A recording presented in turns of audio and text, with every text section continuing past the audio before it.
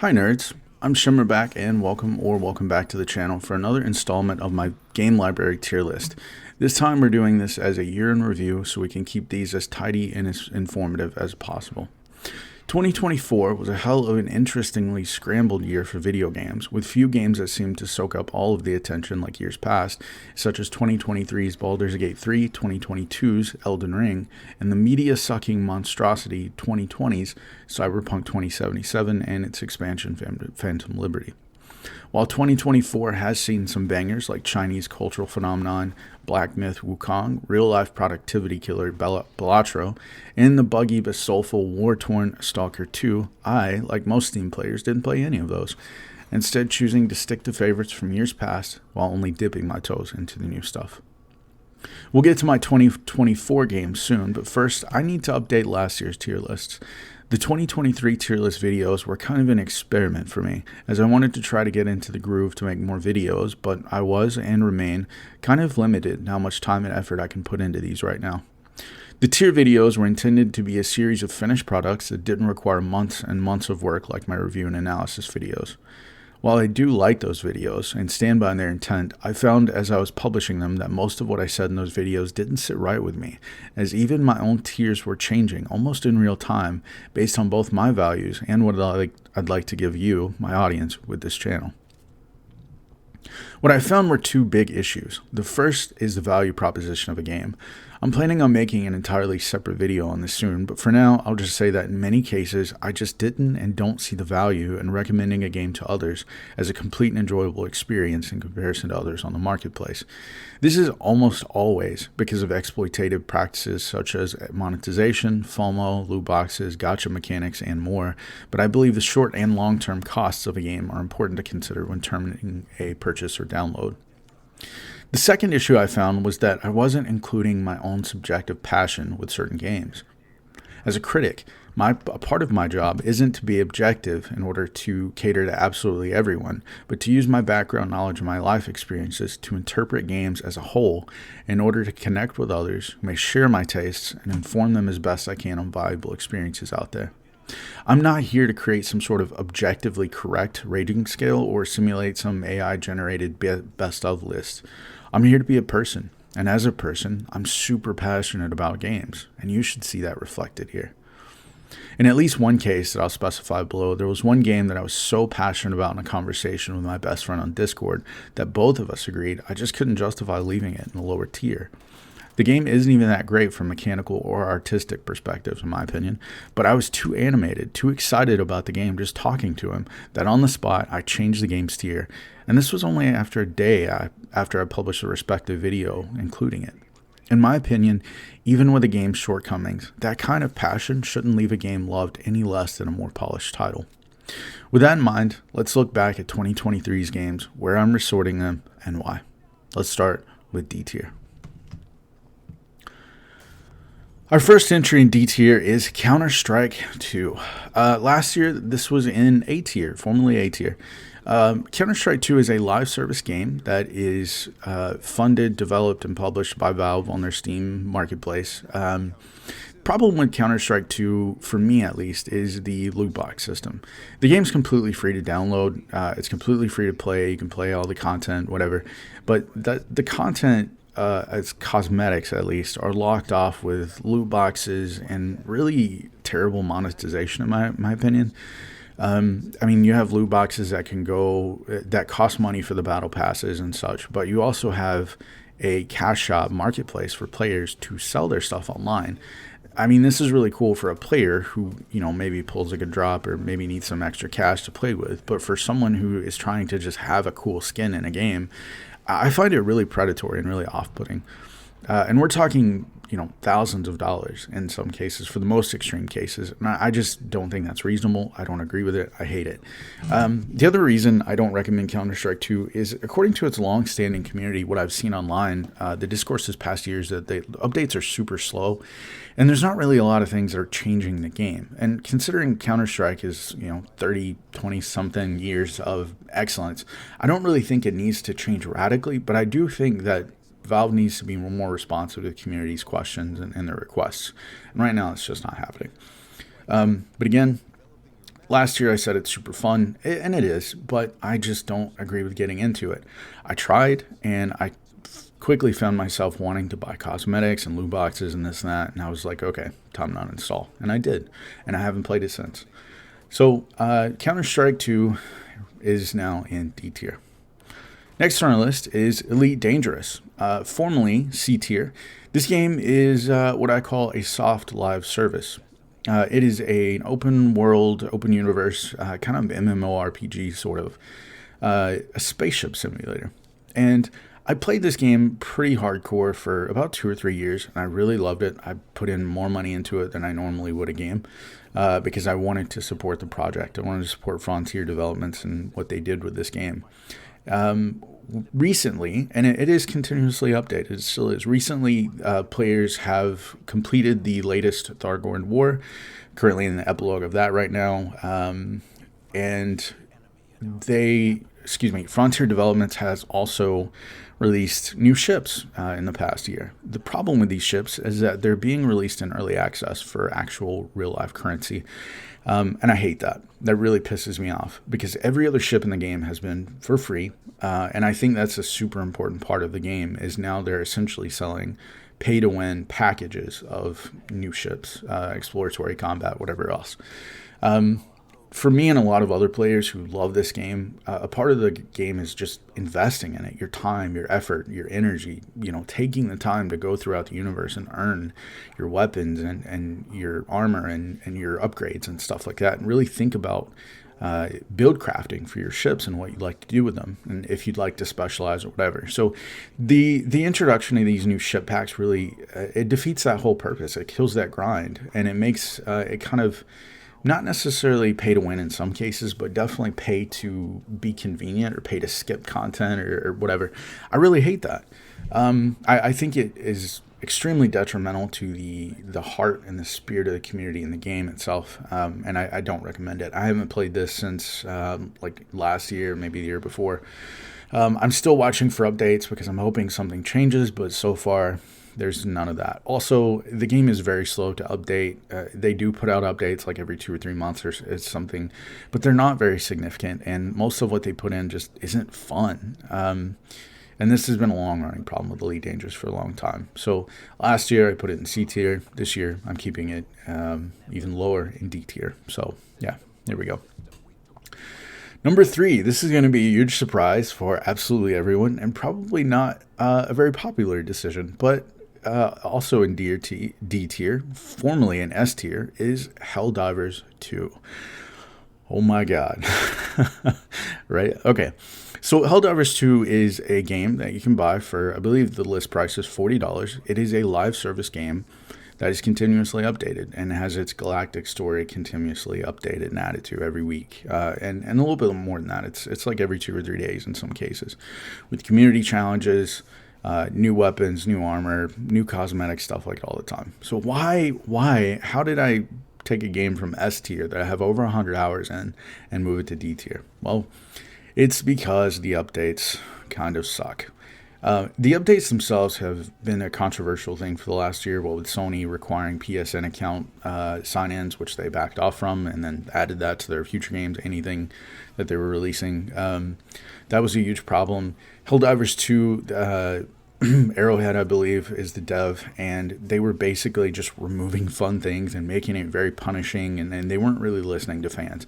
They've since kind of righted that ship with about 4 months of updates, which is really good, but the problem I have with the game is its monetization system. At first, I bought every single one of these. I bought, I think, the first 3 months. It's, I believe, $10 a month. You get a little, like a battle pass of content with some cosmetic armors that are not just cosmetic. They actually have abilities on them or resistances, that kind of thing. New weapons and new cosmetics like a cape or an icon or something like that. But they also included things like mechs, skins for the mechs and drop pods and stuff like that. And while those are cool, essentially what they're selling are new abilities, new weapons, new upgrades, new ways to play the game, and they're locked behind these battle passes. One of the problems I have with the battle pass is that you don't buy it outright and get everything. You have to grind for it, and that grind can be pretty punishing. I don't want to play a game, just one game over and over and over. I don't want to stay in one universe and one world, especially one that is, it's kind of shallow, I don't really enjoy that aspect of live service games. So for me, it really quickly turned me off, and it just kind of made me annoyed. I don't want to have to pay a battle pass for explosive weapons and then toxic weapons and then electric weapons, and then I don't want to have to do that. Just give me the fucking, give me the new ways to play the game without charging me every single month for it. And if you look at this over the course of, a year, if they're uploading a new battle pass every month or whatever, you're going to pay $40 for the base game and then another $100 plus over that year, plus for whatever incidental cosmetics that you like to get. And while the game is fun, it's not $150 a year fun, right? So yeah, I don't recommend anyone buy this at this point. If you already have and you're enjoying it, please keep enjoying it. I love the game. It's so fun. It's really great, but it's in D tier because I don't recommend anyone to buy it at this point.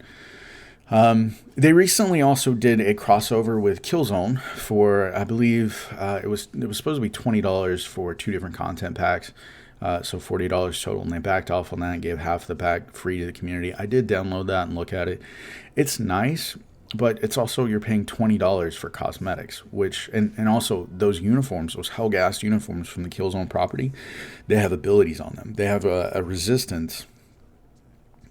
They have 3 different resistances to status effects in the game, or damages in the game, rather. And I don't agree with that. They're essentially paying for, they're essentially charging for game-changing content, and I don't agree with that at all. So the last problem I really have with this is the story of Helldivers 2. We've had really glacial developments in that story. They finally released the third enemy faction, which is also in the first game, like the Illuminate or something like that. I haven't played this content, so I don't know how it is. It did come with an urban biome, essentially urban warfare biome, which is really cool. I haven't played it because I'm not interested in getting sucked back into the monetization model. Is Helldivers fun? It is great fun. It is fantastic. I really loved it, but I'm also done with it now. So Helldivers 2 will remain in D tier, probably for the life cycle, the remaining time of its life cycle, unfortunately. All right, next game. Last year, this was in A tier, and yes, this is dropping very significantly to D tier, again, for many of the same reasons we already talked about, but some unique, and that is Hunt Showdown. Hunt Showdown is another live service game that you can pay, I believe the list price is $30 for. And this game is also super fun. It's an extremely well-made PvEVP extraction horror shooter. It has enemy AI on the map. It has boss targets to go after. It has bounties that you'll extract with. It's a very fun game. It has this alternate history, gothic horror, early 20th century, late 19th century horror vibe going on, like around the bayous of Louisiana. It's beautiful. I love the game. Having said that, part of the problem is that Hunt Showdown, via Crytek, its developer, is starting to conform more and more to the market in ways that actually hurt the Hunt Showdown brand. The game did really receive a complete engine upgrade this year, with now it's called Hunt Showdown 1896, which is cool. The graphics are gorgeous. I don't know what sorcery that Crytek did to get this game running as well as it was, but I was getting 40 and 50 frames with a 2070 Sierra when I was never getting that before. I was never that good, and it's gorgeous. The game is just absolutely drop dead gorgeous to look at, buttery smooth. I fucking love this game. Presentation wise, I love the concept. So the problem is that they're conforming to the market a la Call of Duty and Fortnite. They've begun doing these crossover event cosmetic editions and stuff. The first was Ghostface. I didn't like this. I think he had a really stupid hat. I didn't like the design. You're taking a property from like the late 90s, early 2000s and saying, oh yeah, this is 100 years ago. Like, this fits. I don't think it fits. I don't like it. I didn't buy it. I actually uninstalled the game whenever this came out. The next thing they did was a crossover with Post Malone. And I love Post Malone. He is probably my favorite musician alive today. I just really enjoy his music. He seems like a very upstanding gentleman type, ironically, despite his appearance. I think he's a really cool guy. He's kind of a role model for me. Having said that, I don't want him in my 1896, turn of the century horror gothic shooter. The cosmetics are fine, whatever. They got PM slapped on everything for the brand. I just don't like it. I'm going to refer to this as aesthetic and mechanical decay. Aesthetically, the game is decayed because it is conforming to the marketplace in an effort to make more money, which I get. Companies are there to make money. I just don't think that this was the right way to go with this. I would have much rather seen Hunt Showdown develop its lore and create new characters and create new relationships and new stories between their existing characters. Like, there are some really monstrous characters in the game, and there are some kind of anti-heroes. There are more heroic ones, and I would really like to see that be more developed and have more writers and have more like a social space in the game implemented. Instead, they've decided to rip out the old UI and implement a new kind of Netflix like TV looking thing, and it's really bad. It's really unintuitive. It's really hard to address the game on those merits, because what I would do now is I just have my saved loadouts, and then I'm like, okay, I'm done. I'm not going to play with anything else because that is just, it's too much. It's not intuitive at all. So aesthetically, the game is decayed. Mechanically, the game is decayed. It's not what it was, and that sucks. And the direction it's going is down. And I have uninstalled it. Like I said, I don't want to see ghost faces and posties running around in my gothic horror shooter. So yeah, I don't recommend this one anymore. I used to. The other part of this is that the cosmetics were cool, I guess, somewhere between like $8 and $15. And for a game that came out like, years ago, I have bought some of those because I wanted to support the project, but I'm not doing that anymore. And I do kind of regret those purchases now because they're locked off in a world I'm not going to really visit that much. So yeah, that sucks. Not ideal. Hunt Showdown, D tier. All right, next we have Rainbow Six Siege. Rainbow Six Siege last year I had in B tier, and I was pissed off at myself as soon as I published that video because Rainbow Six Siege does not deserve to be in B tier. Rainbow Six Siege is now in D tier. Rainbow Six Siege is a live service, formerly co-op tactical shooter. It is not anymore. It is a fucking goofy ass playground that happens to have some simulational elements. It's a live service. It is also conforming to the marketplace, Call of Duty and Fortnite style, in adding the goofiest, craziest skins that just look really stupid, like brony and unicorn type shit. I just don't like it. It used to be a very gritty kind of milsim type thing. Or at least that was the intention when it first came out, and that was really fun. That was amazing. There's nothing else in the market like that. But when you start throwing, these ridiculous ass skins in the game, it really gets old really fast, and I just don't enjoy it anymore. The next thing is that they're like quadruple and maybe even more now dipping in monetization. There's the outright purchase for the game, like it has a full price game on it still. There are also expansion packs, like yearly passes for it. There are individual skins you can buy. That's our third dip. Fourth dip, there are loot boxes. Fifth dip, there are season passes. Sixth dip, there are like skin packs for weapons. So yeah, they're dipping like 5, 6, 7 different ways into monetization in efforts to get people to pay money for this game. I understand it's a live service. I also understand Ubisoft is going through a lot of problems, and it has been for the last couple of years, and this is probably one of their main cash cows right now.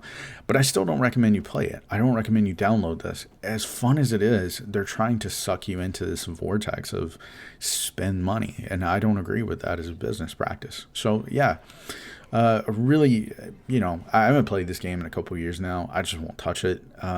Community's part of that, but really the game is at fault more than anything else. So yeah, formerly Bravo tier, now D tier. Finally, in D tier, because I want to get out of this bad news, I have moved Vampire the Masquerade Blood Hunt from C tier to D tier. There's nothing that's really changed in the last year with Blood Hunt except for the fact that it's a live service, but it's also end of content, and it's been end of content for at least a year now.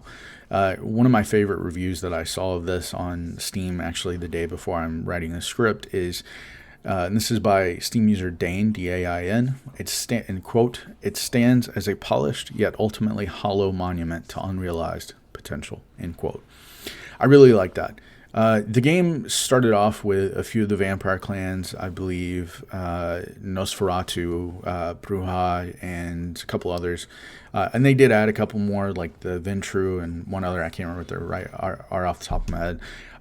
But they never got the. I think this was Shark Mob. Shark Mob never really got the funding and the audience they needed to really develop this out, and that's not their fault. I just don't think it was the best fit for Vampire the Masquerade's property for this game. As fun as it was, you can still buy this, or excuse me, it's free to play. You can still download it, you can still play it. I just don't recommend it simply because it's out of content. You're just paying for something on live support that'll be pulled pretty soon. So if you can spend money in this anymore, I'm sure you can. I don't know, but if you can, I recommend not, because this one really isn't going anywhere. So yeah, that's it for D tier, thankfully. Let's move on to our next there are no C tier games from last year, so we are going to go into B tier. In B tier, we have one game, Mortal Kombat 1, formerly A tier. I've moved this down a notch simply because after playing it pretty extensively in last year, probably put 50 hours into it this year, it was kind of my go-to game for a while. Ultimately, it's a poor sequel to Mortal Kombat 11 is what I'm gonna kind of end this with. Is kind of my thesis. Mortal Kombat 11 I felt was really fun. It had a really great story. It had some really great mechanical systems. This one's biggest problem, I really love the story mode actually. I didn't really love the multiverse, but I did like some of the ideas. And I like some of the character interactions. I loved seeing previous jobbers like Baraka and Reptile get these overhauls and these facelifts, where they're really cool. I really loved the new story with Melina's character development. I really love Shang Tsung and I can't remember his name. I want to say Shere Khan, but that's the Jungle Book. Khan is really cool. I really love these new characters. It was a beautiful game. Mortal Kombat 1 is absolutely gorgeous with some of the best backdrops we've ever seen, best stages we've ever seen in fighting games. But they also brought with it these changes, fewer customization options. You could customize several things about their outfits and their equipment in Mortal Kombat 11. You can't do that in Mortal Kombat 1. You can only customize one thing.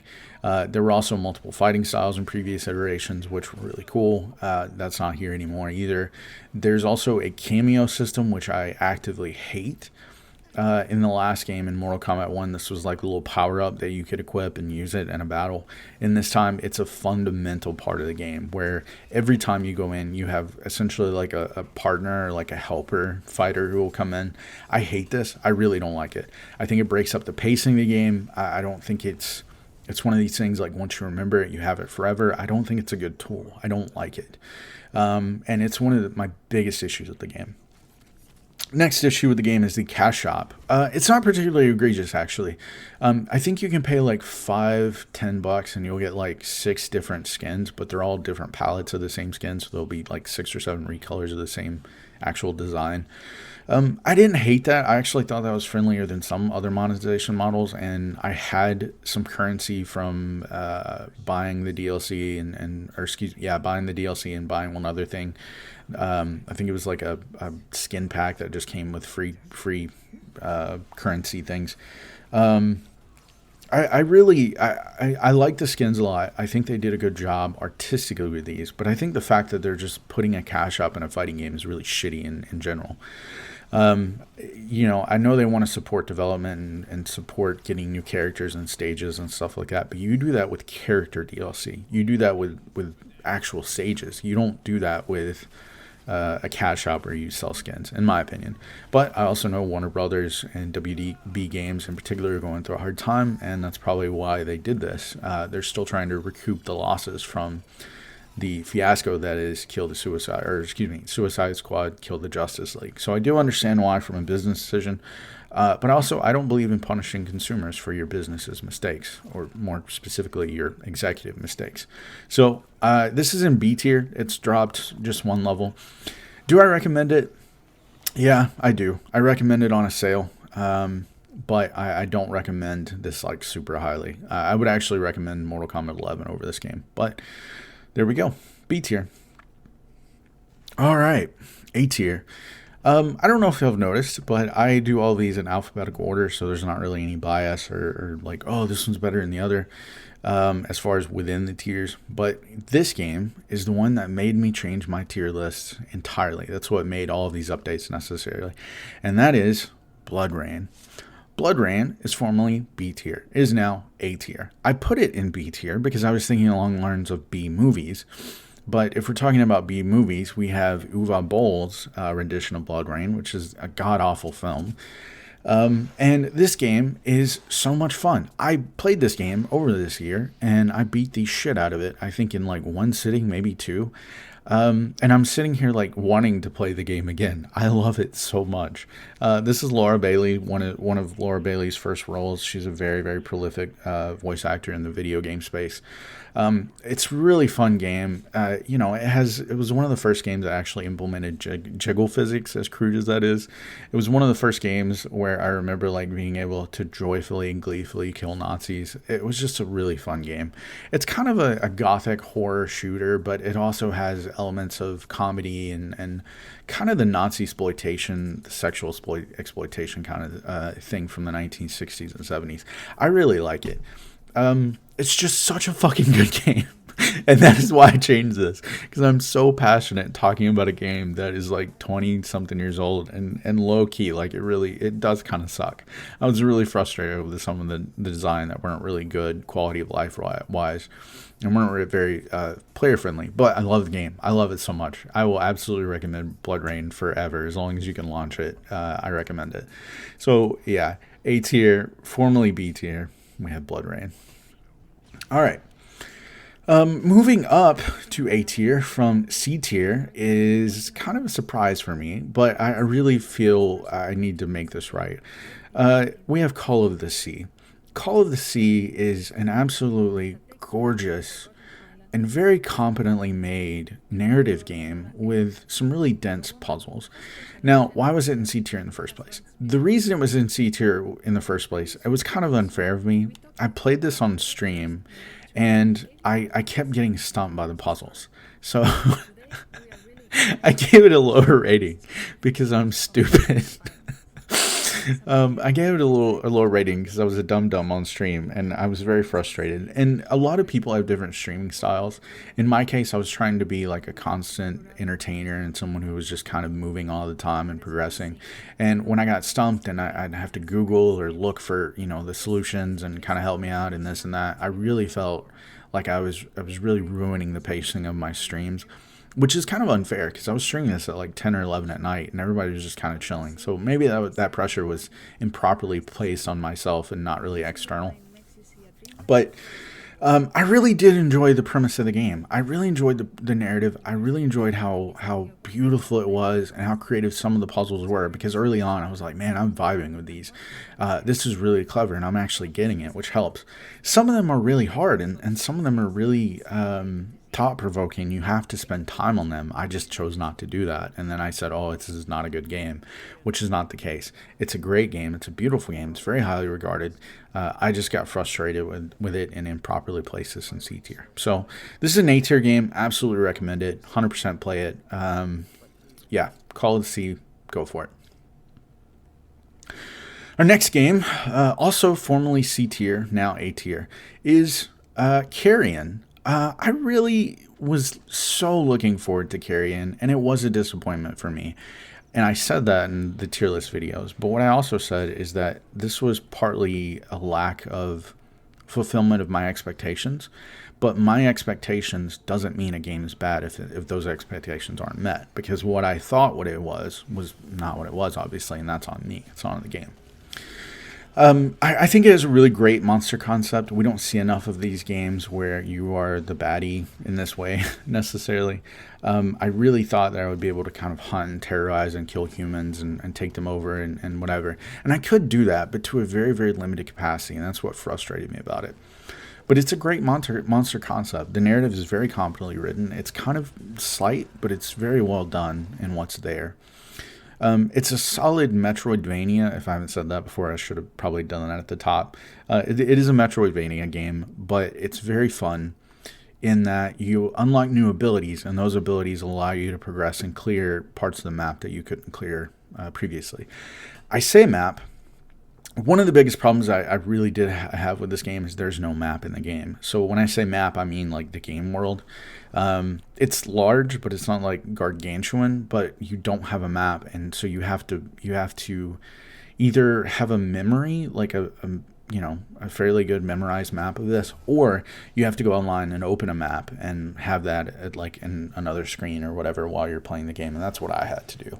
I was so frustrated with like, what do I do next and where do I go? And it really just really bothered me. So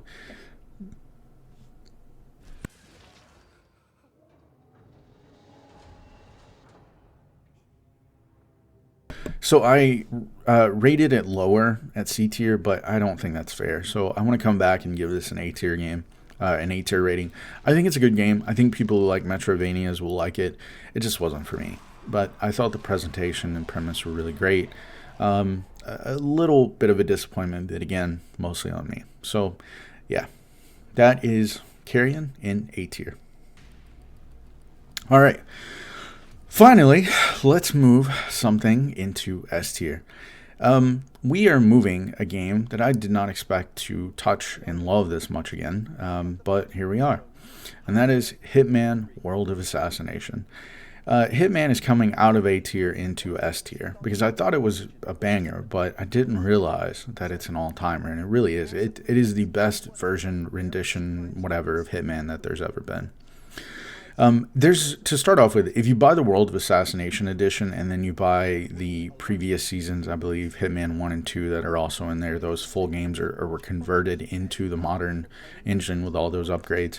That's a mountain of content. That is just hours and hours and hours of content. Just the first mission alone of the first game of this trilogy, the Paris mission, I think it's Showstopper is what it's called. I spent something like 10 hours just in that mission alone, doing a completionist run of that one mission, taking out targets in different ways, understanding the mechanics of the level, understanding the different stories and the hidden characters and their narratives. That took me 10 hours alone. And that game has, I think, like 6 or 7 maps. So if that's what one single mission can give me, imagine the absolute just smorgasbord of content that you're going to get across the board from that. I really appreciate that.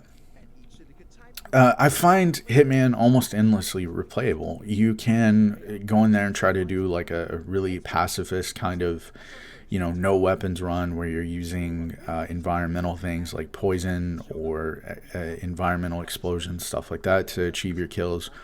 You can also go in there guns blazing with the biggest guns you own and play a very, just very action shooter. So you can play this game and I think it'll meet a lot of different tones for a lot of different people.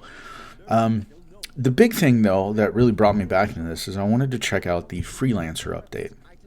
Freelancer is a roguelite experience attached to the game where Agent 47 has his own kind of, it's kind of bougie. He's got a bit of a mansion, and it's called a safe house, and you can customize that safe house. But to do so, you have to take on freelance contracts that are using the existing maps in the game that kind of randomizes your targets and how you take them out. According to some limitations, some parameters. But I played Freelancer so much, and you start it with nothing. You start it with no pistols, no tools, no nothing, no disguises. You have to go into the levels, complete your objectives, and get out successfully. And if you die, you lose all your content. I found Freelancer to be really just so fun, just excellent. But more than that, I found it to be a great learning tool for the base game, for the base content. I didn't expect this. I really expected to just be like, okay, Freelancer, I'm just going to smoke every mission. And I got killed so many times because I did not prepare. I did not take the game seriously. I didn't take the threat seriously. I didn't plan enough. But once I started doing Freelancer and then I came back and took those lessons to the base game, I was such a better assassin for it. And I think that this is, more than anything, one of the best updates Hitman's ever had. So Hitman World of Assassination, complete with its Freelancer mode, absolute S tier. As far as monetization, I think they did a pretty good job. The base game is kind of expensive, which is fine. And for monetization, they've been doing these little expansion packs for like $5, and it's like a target, some customization items for freelancer, and then a couple of weapons and a disguise. Pretty cheap for what it is. I really enjoy it. Pretty fun. For a minute there, you could kill Conor McGregor because he was in the game, but he was removed after he was convicted of sexual assault recently in an Irish court. But yeah, you still get to kill people like Sean Bean. Hopefully they'll add the Paul brothers in there soon. But yeah, Hitman's a fun game. Really enjoyed it. I'm still playing this. Not at the moment. It's not installed because I need to get some work done on these videos. But as soon as I can get caught up, I'll be playing it again. I love it. S tier, Hitman. Go play it. Now that we're done with updates from 2023, let's look at my 2024 proper. These are all the games that I've completed or put down during the year and how I currently feel about them. Again, let's start at the bottom. Starting with D tier, our first game is Diablo 4. This is a live service action RPG that was released in 2023, on Steam at least. I cannot get into this. I did buy it because I wanted to play it with my best friend who loves these games more than any other. These are like some of his favorite games are grinding and ARPGs and stuff like that. And I just wanted to spend time with him, hang out, enjoy the game myself. I enjoyed Diablo 3. I did play that game and all of its expansions on multiple characters. Really enjoyed that. In Diablo 4's case, I cannot get into the game, which is really strange because I love Lilith. I love biblical theology and mythology. I love, the gothic horror settings of this. I really enjoy how in-depth and how interesting the writing is in this one because I've watched some trailers and I've listened to some analysis stuff and, I've followed the game. One thing I really hate about the game is that Diablo 4 brings and kills a season every season it comes out. What I mean by this is that they'll bring a content model or a gimmick for that season, and then it's gone forever. So I believe the first season was like vampires. You get, blood upgrades and you become vampiric abilities and stuff like that. The second one or third was some kind of like spider thing. I'm not even sure. But every time I hopped in to play the game and do the content, I was like, why am I doing this? Because this season is going to go away. I'm never going to be able to do this again. So Diablo 4 is literally selling you a game, but they're ripping out content as fast as they put it in, and you're never going to see that again. The cash shop is also just like, it's egregious. It's ridiculous. It's $15, $20, $25 for a skin, like a single skin or a skin pack or something like that. And when you're going to charge me like literally 40% of the base game's price, if not more, for a skin, you can go to hell. No pun intended. That's funny. I hate this. I hate Blizzard's Activision Blizzard's monetization models. I hate their business models. I don't like their games anymore. They're long dead. I also just didn't find the game engaging. I didn't find it fun. I tried several builds and I was like, okay, this is cool, this is neat. But then I was like, okay, I'm bored of this. What do I do next? There was really no dynamism in build, and I didn't beat the base game. Let's be straight up about that. I got through Act 1, and I think that was it. But I stayed bored. I couldn't get into it. The other problem that Diablo 4 is running into, as of like 2 weeks ago, is Path of Exile 2 just came out, and by all accounts it's an amazing alternative. It's early access. It will be free to play, but for now it's like $30 base price to get in early access.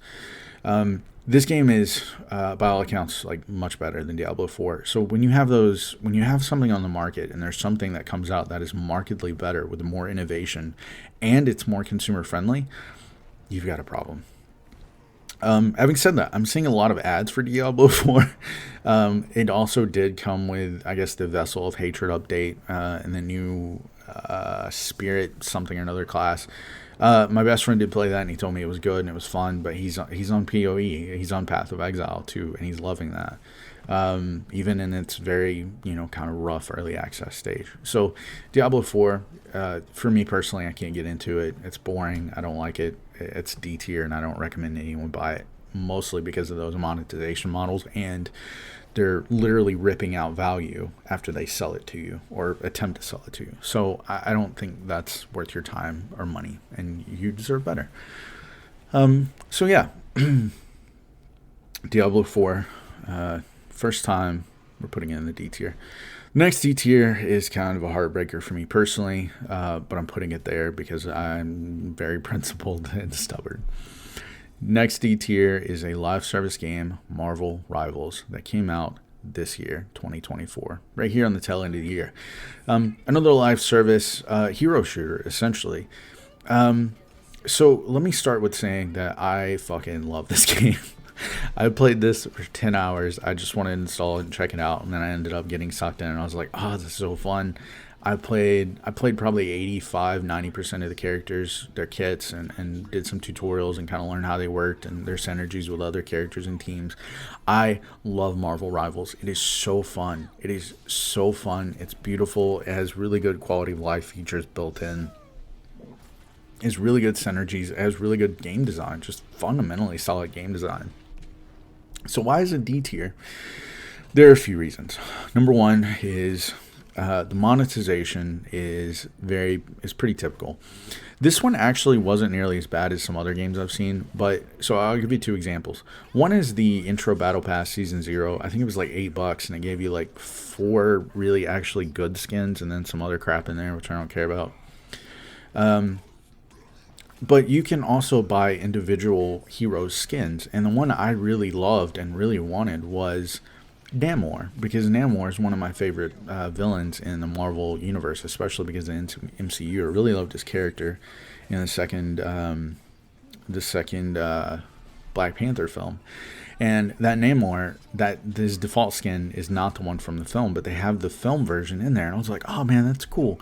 And it comes with a skin, it comes with animation, it comes with like other couple things. And then this is also, keep in mind, this is like right before the latest Steam sale. So I'm like, I can spend $14 on a skin with an animation that I'm never going to see because I'm not going to get play the game with the Namor. But also, I can put $15 into an entirely different game or multiple games because of the sale. I can support an indie dev or an indie project, or I can, put money into another thing that I want to see a sequel to.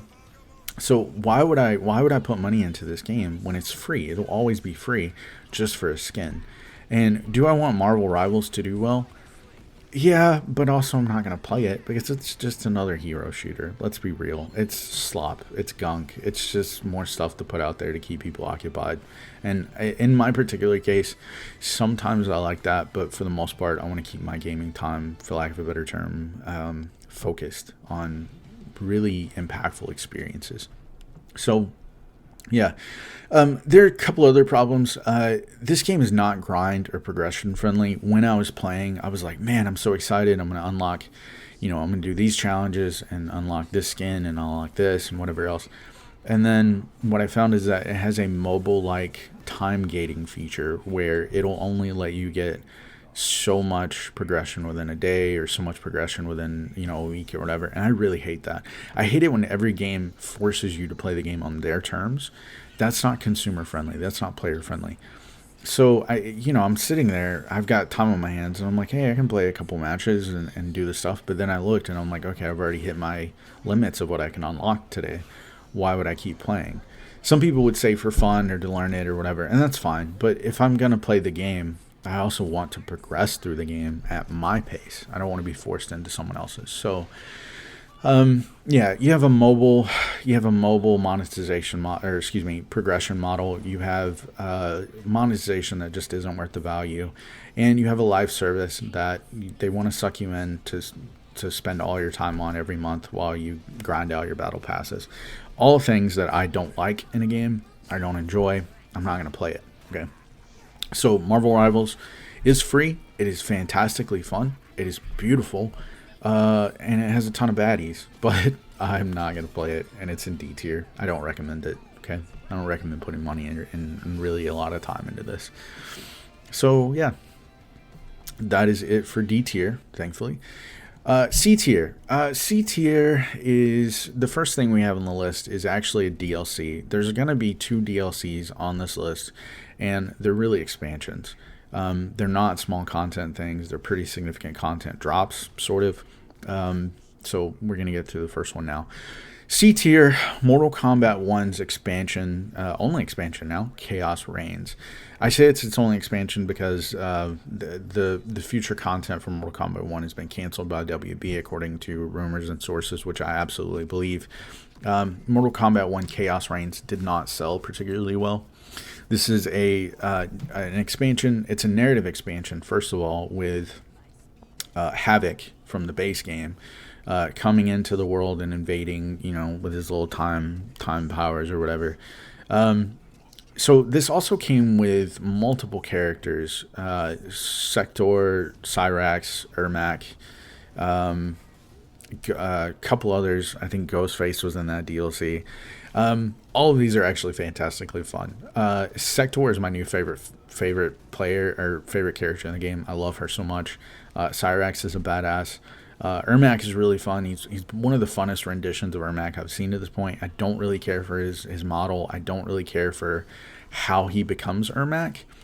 But I really like the gameplay aspects of it. Ghostface is super fun. Really loved him. I was really surprised because I hate crossovers and I hate guest characters in fighting games. But I really enjoyed it. The problems with it is the characters are great. The characters are fantastic. They also give you some free skins that come in the narrative expansions content. So a couple examples. There are two skins that you'll see on Melina and I almost said Princess Leia, Princess Katana in like a multiverse form, and you get those for free once you beat the story. That's cool. The DLC is too short. I beat this in like 3 or 4 hours, and I was like, what the fuck did I just pay? And I paid a lot for this. I paid like $50. And when your expansion is almost as much as your base game, and it doesn't provide the value that your base game did, because the base game is $60, $70, and it has like, 20-something characters and a narrative. And this one has 5 characters and a narrative. That's not a good value proposition. So it was too short. It wasn't very interesting. There was literally 0 character development whatsoever for Havoc. There was no motivation. There was no motive. Our current Havoc in our set universe did absolutely jack shit. He wasn't even there. Like, he was not even featured in the DLC whatsoever. So, it's kind of it's just a bad joke, honestly. It's not a very good DLC. I enjoyed it because I enjoyed the characters. That was all I enjoyed. I found the rest to be just kind of bubblegum. You chew it up, you spit it out, and you're done. So, yeah. It's still going in C tier because I do recommend it for people who just want those characters and want to play the game. But I don't recommend it super highly. So it's a good edition, but it's not a great edition. So yeah, we'll put it in C tier. The next thing, C tier, we have Road Redemption. Road Redemption is a spiritual successor to the old school Road Rash games, which are motorcycle racing games where you can like hit opponents like a battle racer, like hit them with a chain or a 2x4 or a bat or whatever, knock them off, police included. What they've done with Road Redemption, though, is they've made this one a roguelike. So instead of having races and a set character and progression systems, you do have characters who have different kind of strengths and weaknesses and abilities and stuff and weapons and stuff like that. But I just don't like the roguelike format for this game. I didn't enjoy it. I don't know why they decided to go with this direction. It was fun, but it's very frustrating. The game is surprisingly difficult, which is fine. I don't mind that. That was cool. It scratches the itch that the old school Road Rash game scratched, but it also leaves a rash. So it just doesn't feel super good after a while to play. It just feels like really corrosive and kind of annoying. So do I like it? Yeah. Have I beat it? I did beat one complete circuit with one character, which took me a surprising number of hours. And I'll probably play this more in the future just because I'm stubborn, but I don't super highly recommend it. It's fine, but I'd recommend it only on a pretty deep sale. All right. B tier. B tier. I'm very surprised I have this game here, but I caved and I bought Battlefield 2042 very early in the year on a deep sale. This is a limited live service shooter that was released in 2021 by EA. Famously crashed and burned on launch. Really bad. I played the beta, And I hated the beta so much that I just completely canceled my pre-order because I was super excited for Battlefield. I love these games. But in this case, I was like, yeah, no, we're not doing that. It was very bad on launch, and I really honestly wanted EA to just let it die and just start with something new. To their credit, they didn't. They put, I believe, is Vince Zampella of Call of Duty fame on this, formerly, well, he's also working on Apex. I put him as the lead on this project, and they've reformed and refocused it to something that has become fun. I don't like the hero shooter kind of setup for the classes. Still don't like that. I don't like the cash shop or the battle passes or anything like that. They're pretty, in a lot of cases, they're kind of cringe. They are more focused than Call of Duty in that they kind of do try to stick more with a military vibe, but they're also kind of colorful and a little goofy in a lot of cases. So I didn't super love them. Battlefield 2042 is end of content as far as updates go. The last content update was late, I believe earlier in the year. It's not a bad game anymore. It's a perfectly serviceable squad military shooter. It's quite beautiful. It's got some really good maps. I had some really great moments, Battlefield moments and otherwise. I had a good time. I'm putting it in B tier. I bought this on a deep sale. I didn't put more than like probably $20 in this total because I did buy one skin. But yeah, B tier, it's fine. I don't love it. It's not my favorite ever, but I did have fun with it, and I probably still will if I ever decide to reinstall it again. So, yeah, better than launch, I guess. That's commendable. Next one. Our next game is 2005's first-person shooter, Fear. First Encounter Assault Recon. Fear is 20 years old at this point. It's quite dated. And I think the pacing is pretty bad. I will say that. The pacing in the game is... I was so frustrated with how long the game went that like I was just like, okay, let's go. Like, let's wrap it up. Let's be done. And I can't really point to specifically where that was. And I think what it was... Actually, yeah, I can. I think what it was is that the maps are just not really super well designed. They're more designed for the AI to maneuver and move through rather than for the player to be engaged by. I just had a really big problem getting through this world, and it was pretty slow, and it wasn't super fun. There was a lot of friction there. However, it's in B tier because the game is so goddamn fun. The AI is like, at the time, was world class, like the best ever seen, and those innovations have since been ported into other games as AI innovations have progressed. But I think at the time, even now, at the time it was extremely innovative and groundbreaking. But even now, it's distinctive and it's fun. I can't tell you how many times I was flanked or assaulted by the AI in ways that I didn't expect, and I was killed, and I was like, ah, shit. They're legitimately terrifying, and they're so fun. I really enjoyed fighting the replica. That's the enemy force in the game. They're clones, basically. It's such a good game. It's just fun.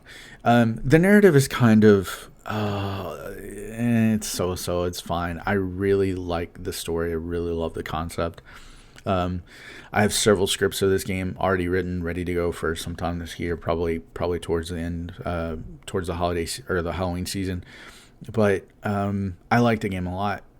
It's good. It's not great, and that's partly just because it's aged in 20 years. So yeah, Fear, B tier. With that, we move to A tier. And in alphabetical order, as always, our first entry is Fear 2. Fear 2 is a first-person shooter from 2009. It was released 4 years after its predecessor.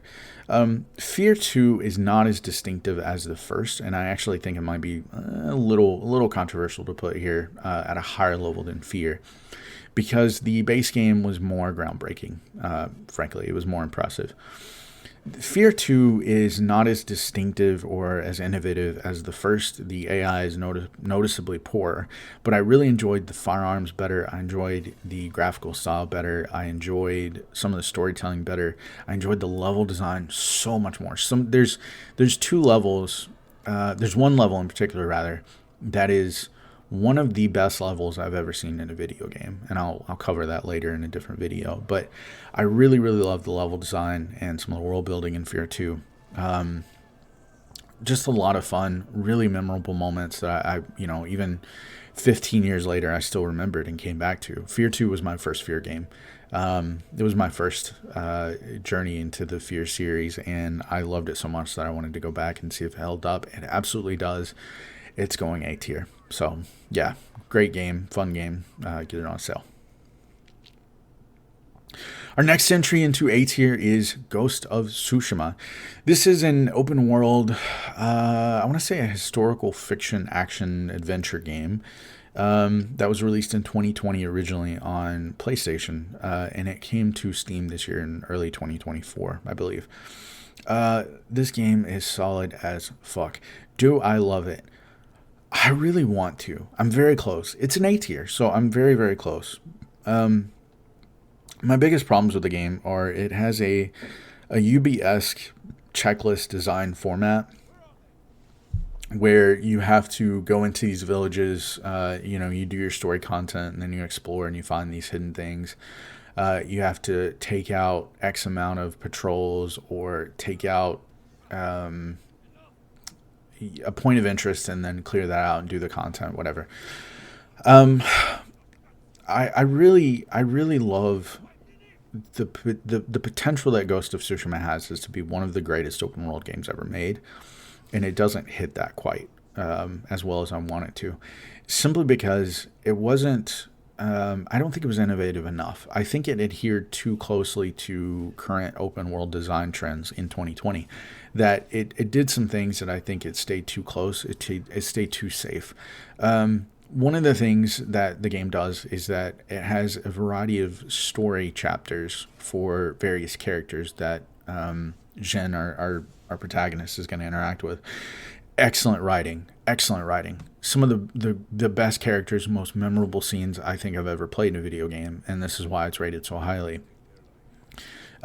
Those narratives are kind of limited. They offer almost no player choice. So it's just, here's what happens and you just go through those motions. I found the world was also pretty non-reactive, and that's one thing that I really wanted. At pretty early on in the game, you are tasked with clearing out a small village. I believe it's Komatsu Forge is what it's called. And you go into the forge, you kill the occupying Mongol forces, and then you free your countrymen to start building weapons and whatever else. I came back to that same forge, that same village later in the game, and absolutely nothing had changed in the actual village itself. There were a few, Japanese civilians who were like cleaning and stuff like that, but there was no rebuilding. There was no marketplaces in the southern parts of the map where the ports had been cleared out. There were no signs of Tsushima being rebuilt or re-enlivened with the Mongolian invaders being removed from those parts of the island. Now, there are parts of the game where you'll go through a Mongolian camp, you'll burn it down, and then you'll see like the remnants of those villages, of those war camps. You'll see the frames and stuff like that. You'll see where they had laid out their weapons and their food and their camps and stuff like that, and that was cool. But I don't think there was enough of that reactivity on the Japanese side. I really enjoyed this game. I loved so many aspects of it, but at the end of the day, I was just slightly disappointed. I'm hoping the sequel, I can't remember what it's called right now. I know it has Erika Ishii in it as the protagonist. That's the actress, by the way, not the game's character's name. But the next sequel, I'm really hoping is going to be really great. I'll absolutely be on board for that.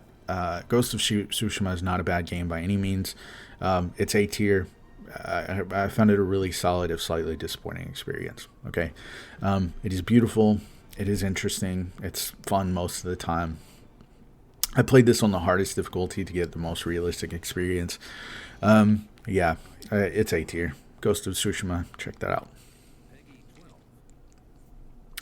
Next on our list is a game I never would have played by myself. My best friend got me for this, I believe, for Christmas last year, and I streamed it.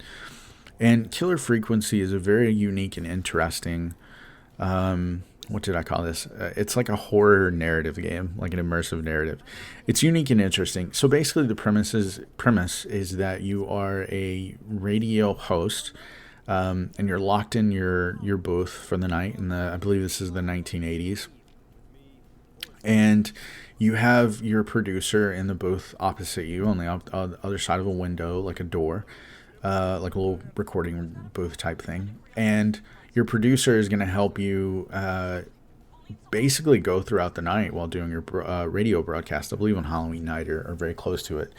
And the premise here is that there is a killer in the town that you're in, and you have to direct would-be victims of that killer to save them from him, which is really fucking cool. Years ago, there was a film that came out called Urban Legends, and it's not a particularly great film. I loved it, but it's not, super impressive. It was a horror slasher, kind of in the vein of like Scream, and stuff like that. And there's one where the killer is actually calling a woman who is she's not a protagonist, but she's a friend of the protagonist. And she's like trying to direct someone away from the killer. And that's what this reminded me of. It has a fantastic atmosphere. It's very kind of retro in the 1980s style with lighting and art assets that are just really cool to look at. Really nostalgic for me personally. I'm not old enough to remember the 80s very well, but I was born in the 80s, if that helps at all. It does so much with little. And this game, more than any other that I've played in recent memory, is one that really reminds me of how much great writing and a solid concept and great writing will pull a project into the upper echelons of gaming. A tier, I absolutely recommend this game. I never would have played it otherwise, but I'm so glad he got it for me because it's such a fun game. It's so interesting. I streamed this in a single sitting. I really had fun with it. I want to play it again because I'm kind of a completionist. I want to get all the achievements. But yeah, I love this game. It's so fun. Please pick this up if you haven't seen it already and support, these smaller projects. So yeah, Killer Frequency, definitely A tier. Next, we have something kind of strange. We have Missile Command Recharged. Why is this old-ass game on here? Well, this is a 2020 remake. This is a remake of the classic 1980 arcade game. This is a game 42 years in the making. I'm not quite that old, but this is pretty old. I played this because I remembered the Geometry Wars game on, I believe it was Xbox back in the day, and I was thinking about those kinds of experiences that are kind of bite-sized and you play them, and they're fun. Really fun, engaging remake of the original Missile Command, and I did play the original Missile Command back in the day. I played like something probably came out in the early 90s.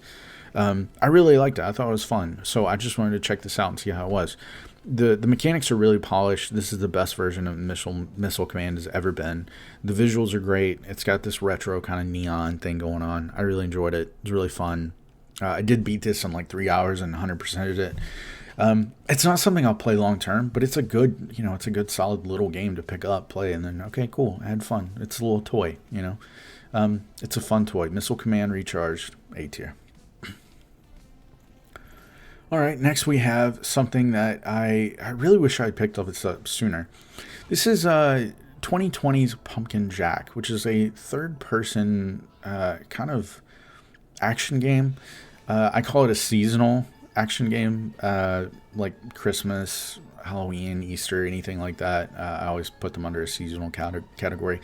Pumpkin Jack is really solid. It has it's kind of really linear, and I guess it kind of reminds me of like Crash Bandicoot in a way, maybe Spyro, maybe Banjo-Kazooie in some limited capacity. It's a kind of a platformer also, and it's very straightforward. It's very linear. There are some fun bosses. It does have this kind of unique Tim Burton-esque aesthetic that reminded me of cartoons like Nightmare Before Christmas, and that's what really drew me to it. It's not the most deep game, but it's just a really solid little game. It's really solid. Just play it once kind of thing. I played this around Halloween, and I kind of wish I had picked it up years prior. But yeah, I really like this. I'll probably play this in the future during the Halloween season, just because I think it's a really good game. Just for that, just to sit down and kind of enjoy the vibes. So yeah, really solid mechanics boss wise, really good combat, lots of weapons, really cool traversal sequences. I really enjoyed this. Great presentation. I just really loved it. So yeah, Pumpkin Jack A tier. All right. The next two games are, I actually changed one of these from B tier to A tier, and it's not the first one. Both of these games I played this year because the sequel was coming out this year and I never played the original. So the first game on this list is Warhammer 40k Space Marine. This is a third-person shooter that came out in 2011. And the campaign I found just excellent. I just found it so fun. You know, almost 15 years old. It held up so well where Titus is fighting greenskins and then later Chaos Marines. It's just so good. It's just so good. It feels impactful. It feels fun. I did play it on the hardest difficulty, and I did die more than I thought I would, but it was good. It was just such a fun game. The multiplayer is less good. It's kind of dated, but the people who are playing the multiplayer, in my experience, were people who've been playing it for years, so they just tear ass on every match, and you didn't really have much of a hope unless you wanted to also grind and develop that skill, and I just didn't have any. There's no real co-op in the game, the base campaign. And this was an A tier. This was an A tier from the beginning. It was staying A tier. I just loved it. It was so fun. It's just a game. You play it. It's fun. You put it down. You move on. Loved it. Loved the universe. Loved the characters. Loved everything about it. Warhammer 40k Space Marine 2, however, was in B tier until I reconsidered. The reason it was in B tier is because even though Warhammer Space Marine 2 is the most beautiful Warhammer game I think that has ever existed so far, it's beautiful, it's very polished, it's gorgeous, it has a really great sense of scale. My problem with it is the campaign largely felt like a rehash of Space Marine 1. Almost beat for beat what happens, almost beat for beat like some of the bosses and some of the conversations that have happened. And I was just kind of disappointed that there wasn't more character development there. Having said that, this is kind of an old school game. It gives a lot of those like retro, back when gaming was golden vibes, when it was more about the fun and the experience than it was like how much money could be pumped out of it. There is some DLC. They're mostly cosmetics, I believe. They're all cosmetics because I pre-ordered the. When I saw the initial reviews, I went ahead and pre-ordered the deluxe edition and got some of the DLC. They're mostly skins. You're not going to miss out anything. The people who are going to get the most value out of these are people who love Warhammer and are already aware of the lore and already aware of the various Space Marine chapters. They're already into the universe, or they want to get into the universe. I got it because I wanted to support the project. DLC model's pretty good. It's basically you buy it, and then you buy the skins, and then you're done. They're still releasing updates for this. I don't find Space Marine 2 as fun as the first game. Straight up. I just don't. There's something with the melee. There's some things with the weapon balance and stuff I don't enjoy where I just felt weaker than I did in the first game, and I don't like that. It's more limited. The multiplayer is more limited than I would like also. I wanted more scenarios, more kind of... more game modes and stuff like that. I didn't get those. Maybe some sort of PvP VE content like Titanfall, where you fight other Space Marine chapters and you also fight, weaker AI on the field. Also, I don't know. Just I didn't really find this super longevity wise great for me as far as the multiplayer goes. The co-op mode has multiple tiers of difficulty, multiple things you can unlock, stuff like that. But I found that co-op got old for me too because it's just the same like 5 or 6 missions over and over. And I really wish there had been more innovation there as well. There are more enemies, more difficult enemies, different compositions of enemies, stuff like that comes.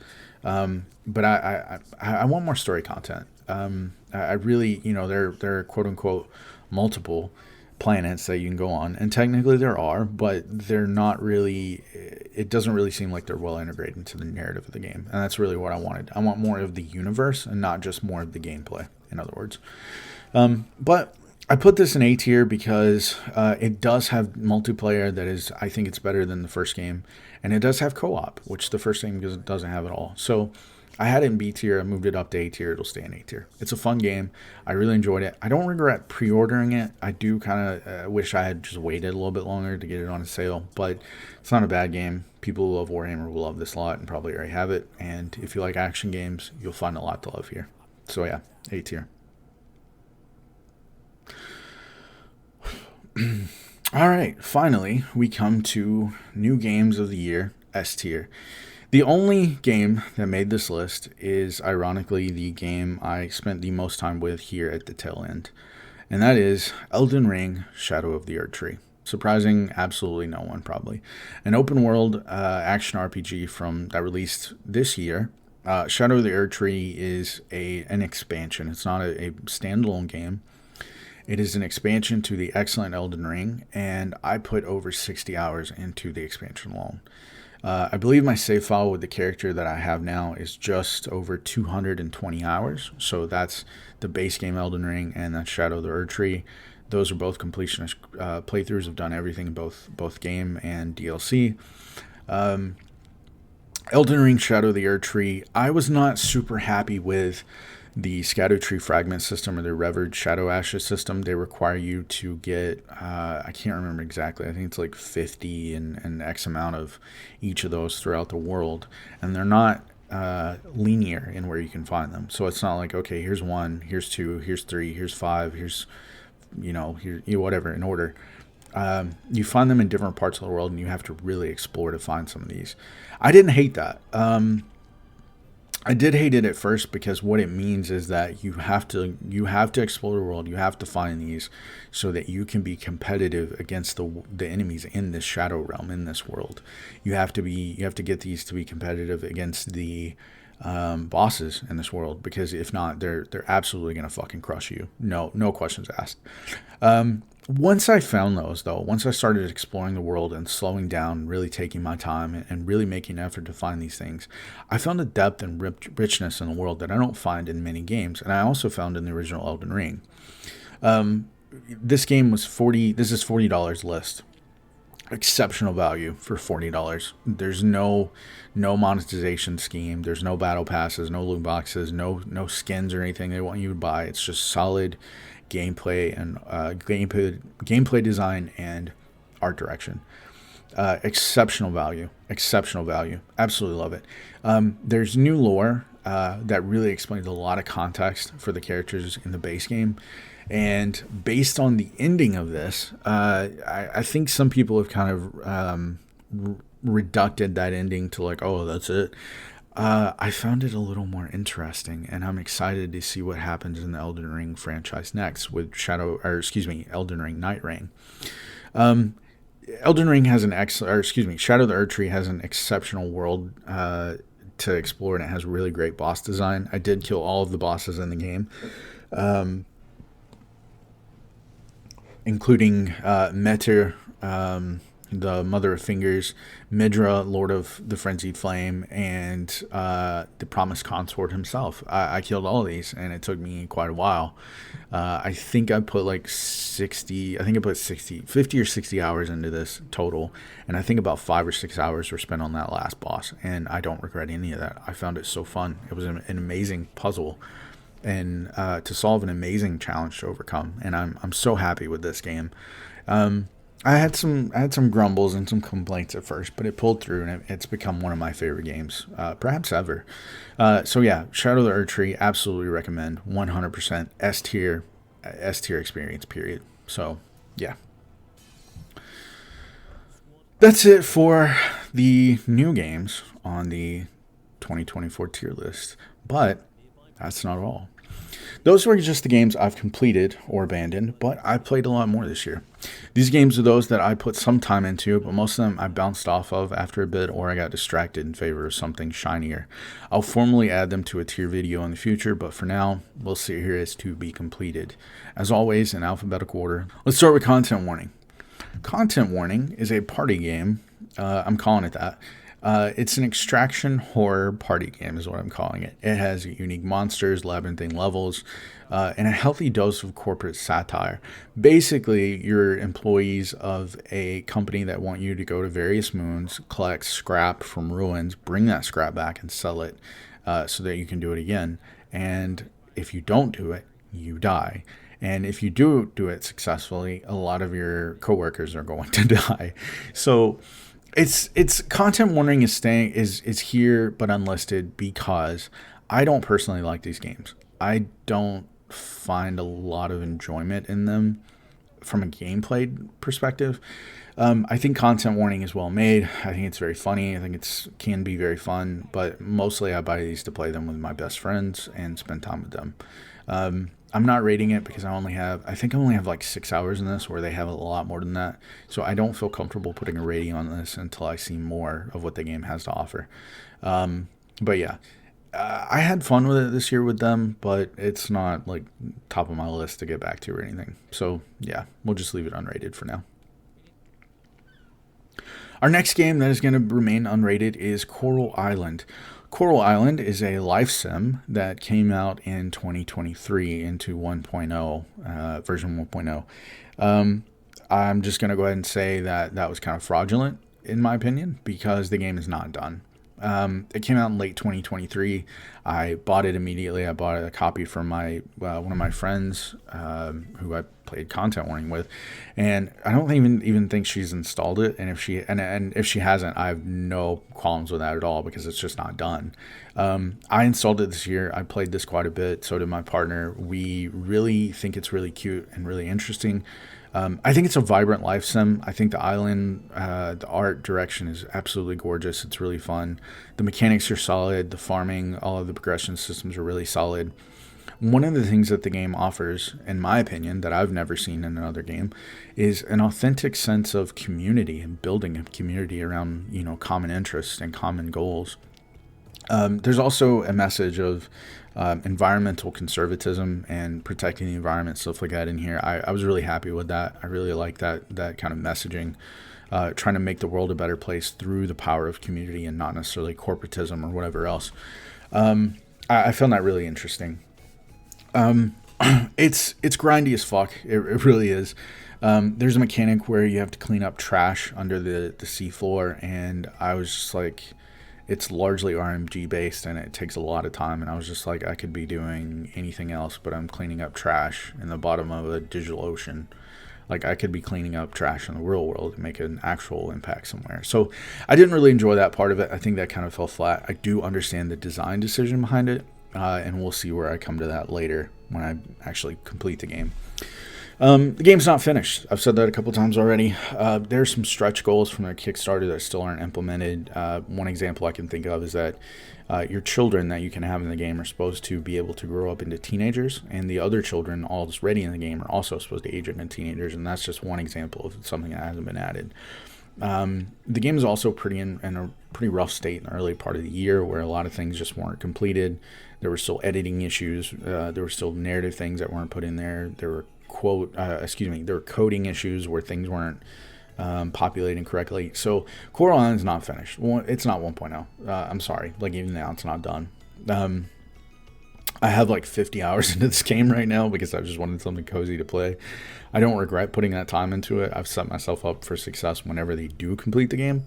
But for now, I'm kind of done with it until future updates. So, by the way, I do have an idea of where all these games are going to be, but I'm not going to put that in here because of the next game that we're going to talk about.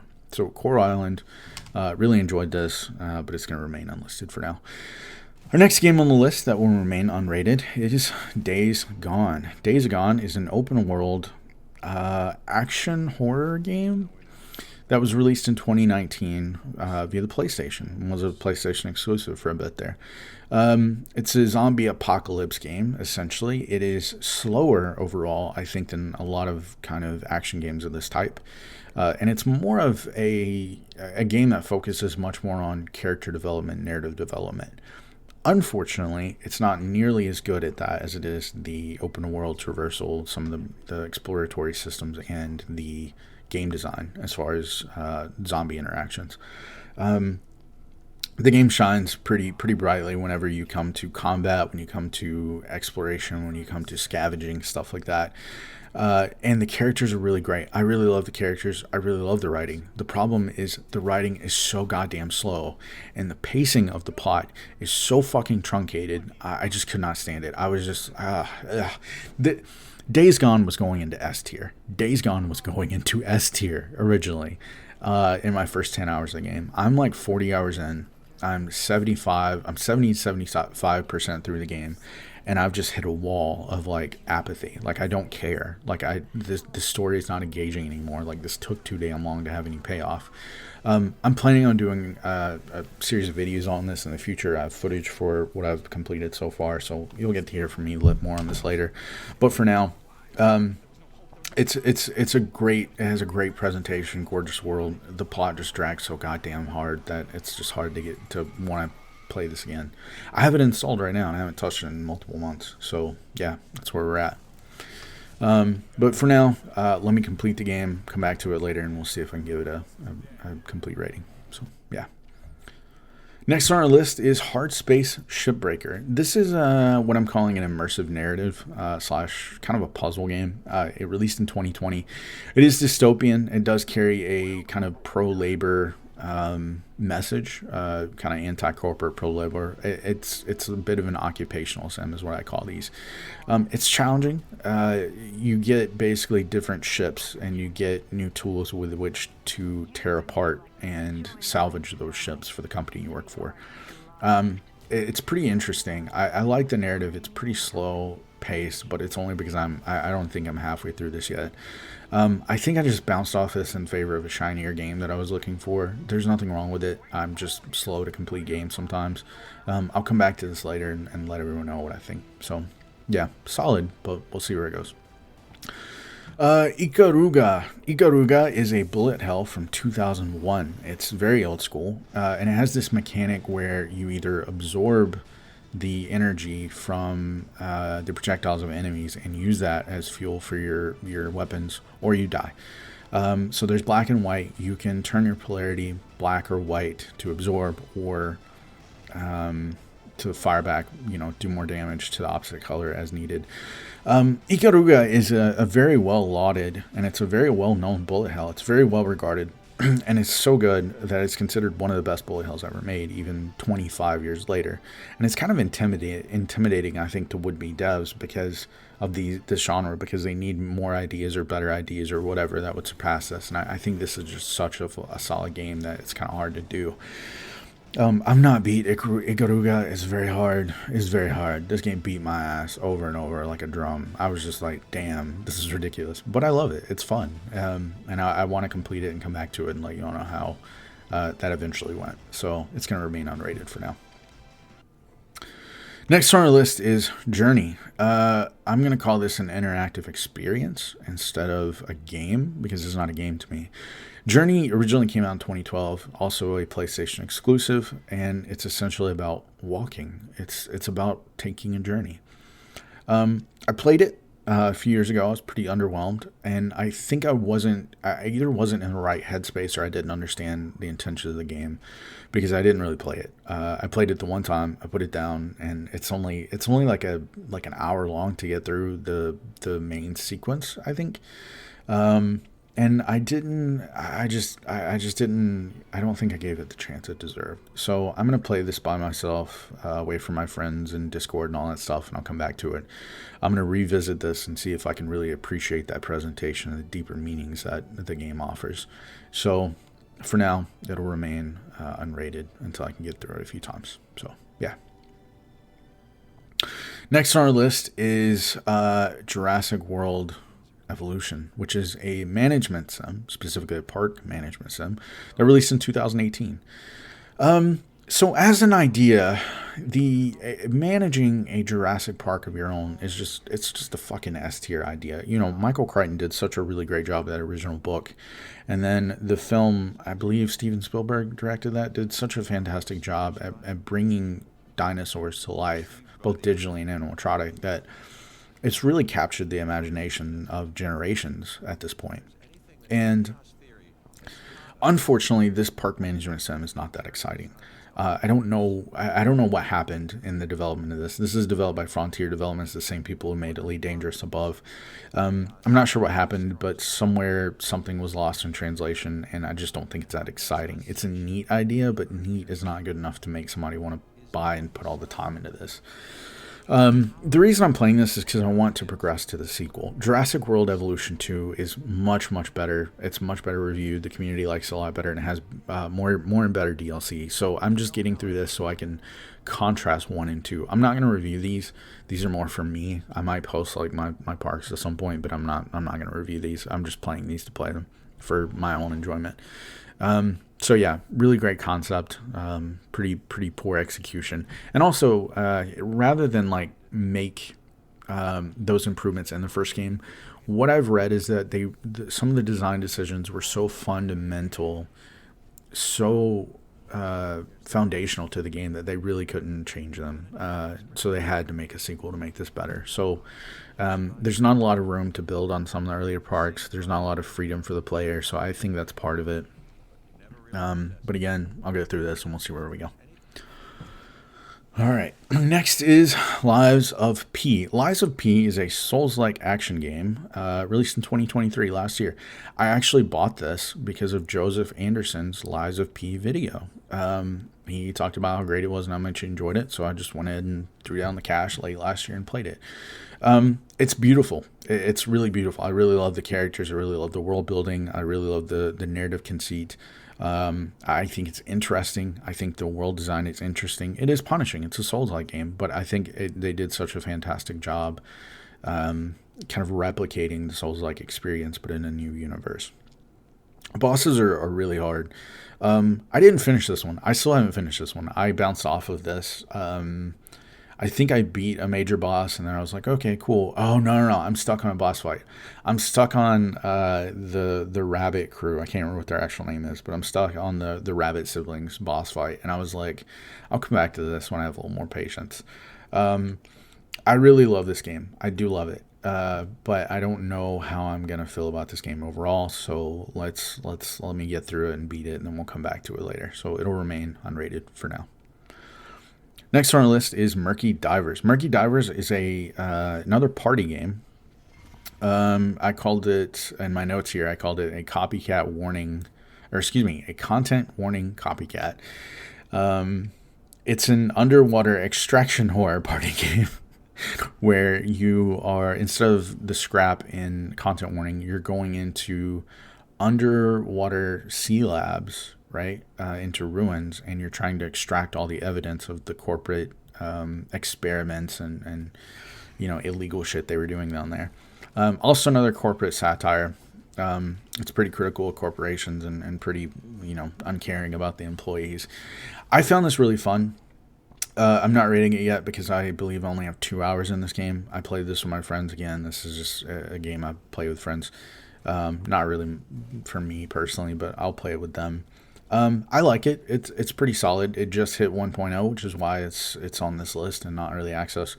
I really enjoyed it. What I played, I'll probably play more with them in the future, but for now we'll leave it unrated. All right. The next game that is unrated, that absolutely should be rated but isn't, is Red Dead Redemption 2. Red Dead Redemption 2 is an open world adventure experience. It is a Western film that you can live and play.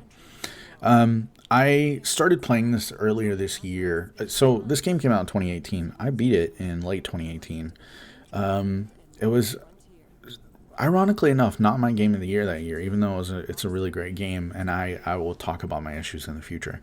The reason I started playing this again is because I really want to take my time to invest in the playthrough, because I want to spend more time with Arthur Morgan and this world that he lives in. I've beaten the game once, fully, completely, and I've played significantly through the game on 3 different sequences. the first time I was kind of underwhelmed. The second and third times, the second time I can't remember what happened, but the third time, this time, I put about 60 hours into it, and I was looking at a guide the whole time to make sure I didn't miss certain content or whatever, and that was a mistake. Red Dead Redemption 2 is a world that you really need to go into blind and live in as long as possible, and that's why I want to come back into this and play it again. I could tell you the rating for this because, again, I've already beat it, but not on Steam. I beat it on, I believe, PlayStation back when it came out on that platform, PlayStation 4. But I'm not going to rate this yet because I really want to take the time, and I want to take the time. So this will come back later eventually with video content for sure. So, yeah, Red Dead Redemption 2, unrated for now. Our next one is Sifu. Sifu is a fighting game, like a beat 'em up, that came out in 2022. And I believe it's what more games should aspire to be, which is super fucking polished and super focused on what it's trying to accomplish. I think Sifu is fantastic. It's one of the best innovations of the gaming space in years. It is extremely fucking difficult.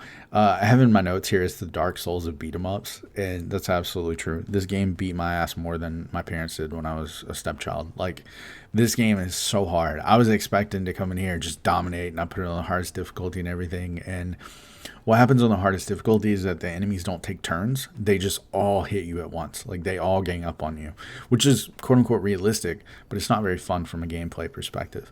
When I turned it down to medium, I actually had a chance, and I'm like, okay, let's get through the fundamental mechanics of the game, and then let's progress.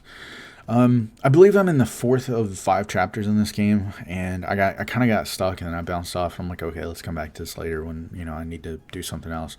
Because I need to do something else. But I really, really love this game. It's so fun. The secret level video of this was way too short and underdeveloped, and that's kind of criminal because the game is so great.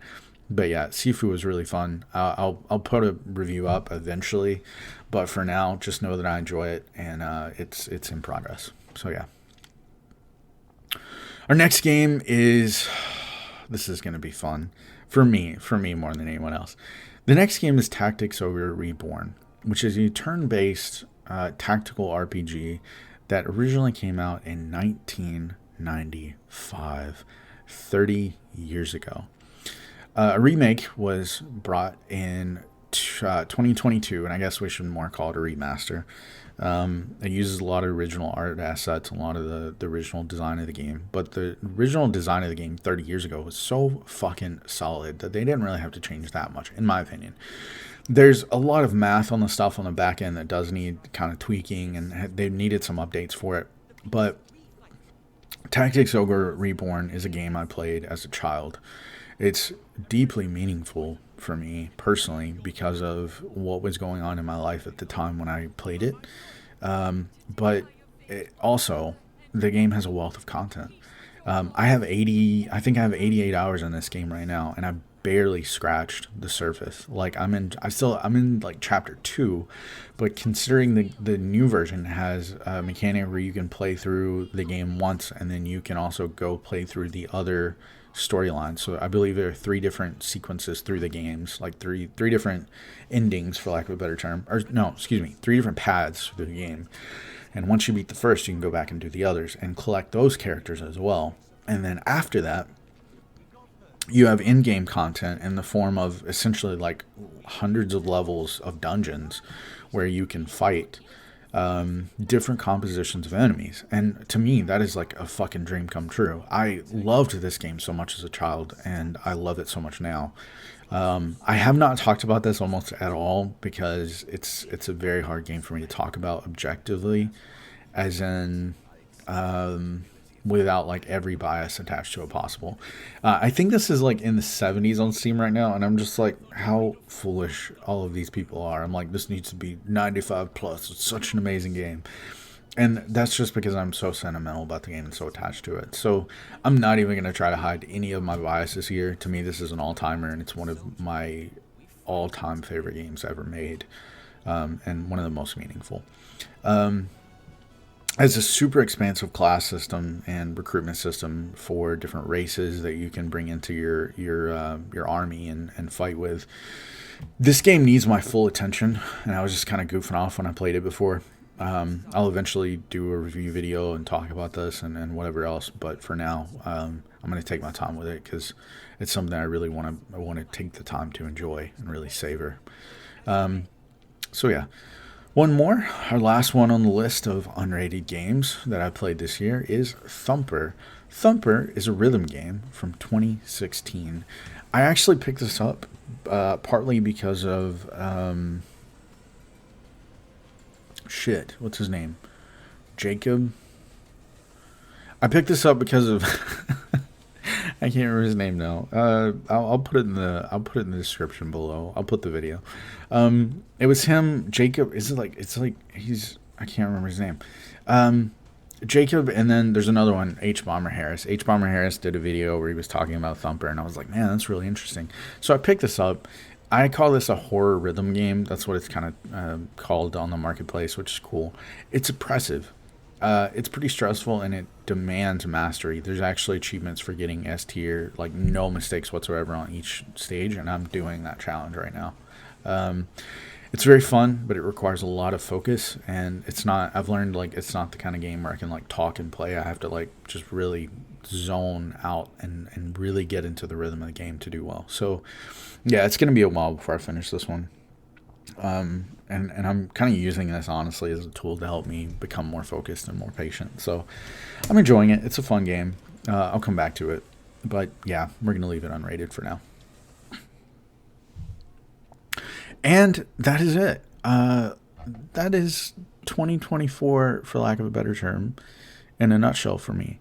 I really had a great year. You know, I've reclassified some things that I decided I didn't want to come back to, like Helldivers 2 or Hunt Showdown.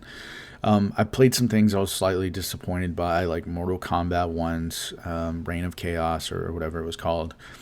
But I've also had a lot of fun. You know, I've really put a lot of time into the classic Fear games. I put a completionist playthrough, Ghost of Tsushima. I beat 100%, at least the campaign part. I really enjoyed Pumpkin Jack, and I got to spend a lot of time in the Warhammer universe this year.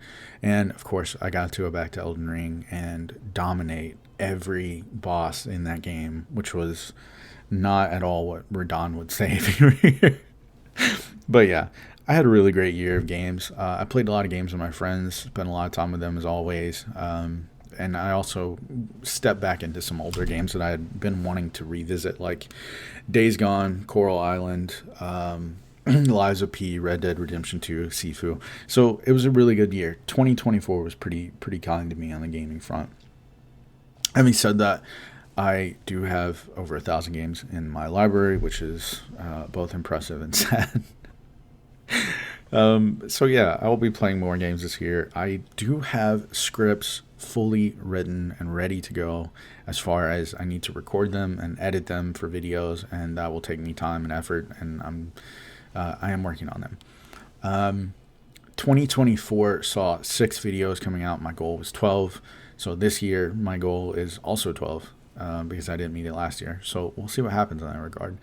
Anyway, if you've enjoyed this video or you'd like to see any of my reviews in the future or any other content I'm going to put out, please don't forget to like and subscribe. And if you've liked this list, or if you have games of your own that you would like to add here in the comments, please do.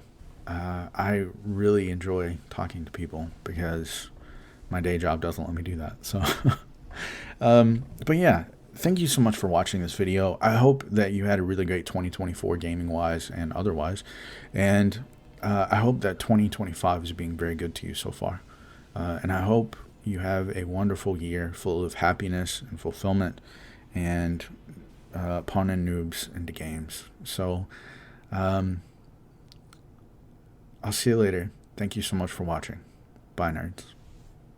To haunt me no longer. Grenade, but no. There were 5 people upstairs. One ran away and dropped fucking feud, and one came upstairs and shot me. If we're seeing 5 and 6, that's good, because that's like a quarter of the fucking. Yeah. Fucking damn. This is Talk. Suspects are refusing to negotiate. You are clear to move in. LSPD! I want you to get down Oh. slowly! Shotgun. Air support has arrived. Keeping eyes on the perimeter. That hurt. And now. Oh, so It was behind the same spot, but I think there's another one over there there. is right now. There you go. The middle. I'm not seeing it right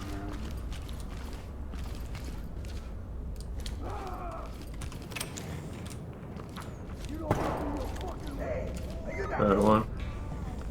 Element to dock. One suspect down. Suspect ready to go. Dock to entry team. Make them stable and proceed with mission. now. I just Wow. fucking dude. Got one in the temple. Dude, that is some fucking marksmanship. Holy shit.